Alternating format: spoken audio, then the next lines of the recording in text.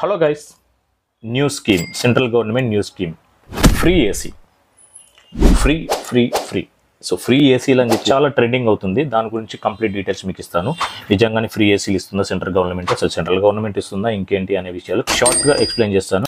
Free AC అనేది government scheme కాదండి. Government ఎవరికి ఏ ఫ్రీ ఏసీలు ఇవ్వట్లేదు. ఇది ఓన్లీ ఢిల్లీలో, ఈస్ట్ ఢిల్లీలో మాత్రమే ఉన్న ఒక కంపెనీకి సంబంధించిన ఒక ఆఫర్. ఇది BSES Yamuna power limited.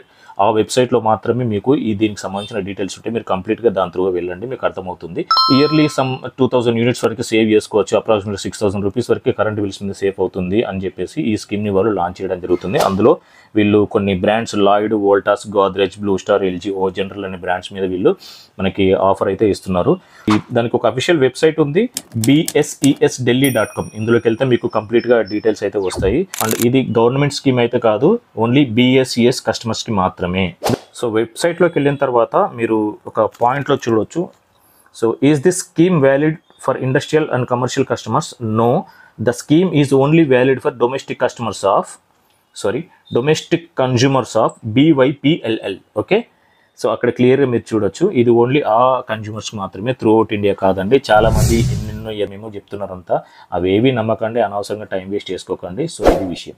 Thank you for watching. Please subscribe.